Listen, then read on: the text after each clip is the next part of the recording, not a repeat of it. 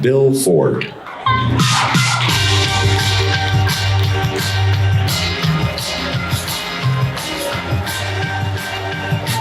Thank you. Thank you so much and welcome. I hope you're going to find this session really fun because, rather than giving a keynote address, what I thought I would do is just interview 3 people that I think you're going to find fascinating, all of which are working on problems that are relevant to cities all around the world. But we're all here today because we're really passionate about reimagining our communities, and making them better and frankly more accessible for everyone. And at Ford, and we actually think about this a lot. My great-grandfather, Henry Ford, started our company with a very simple belief that freedom of movement drives human progress. Before the automobile, most people never traveled more than 25 miles from where they were born. With the Model T, people could, for the first time, choose where they could live, where they would work, and where they could play. Fast forward to today, and there are more than 1 billion cars on the road around the world.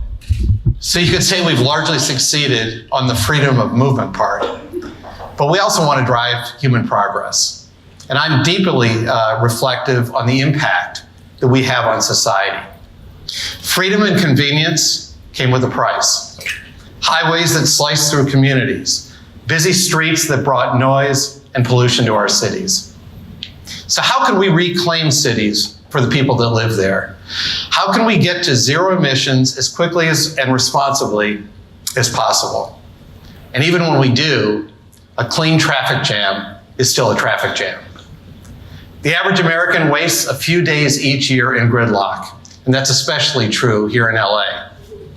And when the world adds another 2.5 billion people over the next 30 years, most of them in cities, how can we spend less and not more time in traffic? These are questions that we need to ask ourselves. And it's a hard challenge. None of us can figure it out alone. And that's why we've convened this event.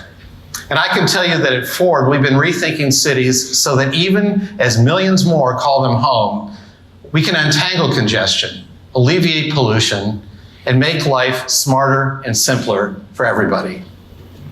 And that's why we're renovating Detroit's iconic Michigan Central Station to create a wonderful workspace where we can develop self-driving cars and the next generation of mobility.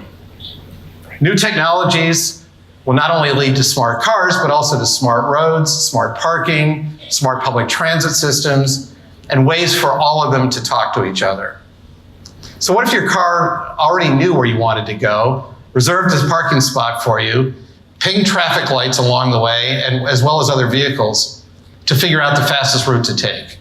And what if the poor and elderly could more easily access the food and health care they need to live better, more independent lives?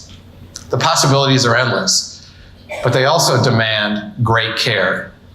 New technologies will be critically important, but frankly, more than that is the human element.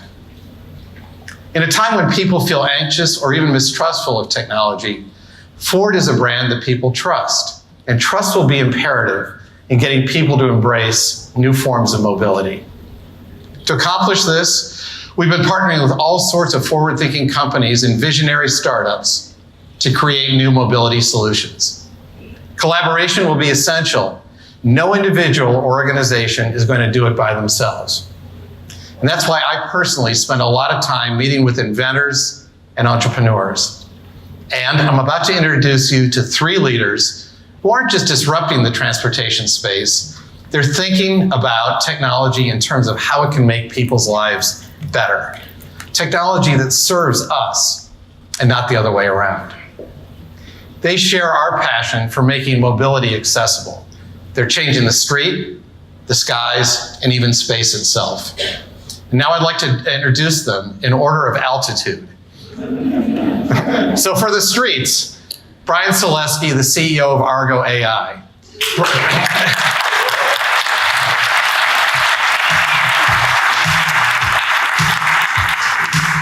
So Brian founded Argo AI to make self-driving vehicles available at scale. And that's one of the reasons why they partnered with Ford. And for the skies, Mark Roden, the CEO of Skyrise.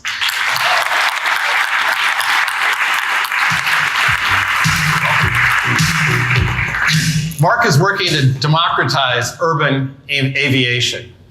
Consider it the third dimension of mobility, not just left and right, forward and backward, but up and down as well. And for space, Sarah Spangolo, the CEO of Swarm Technologies.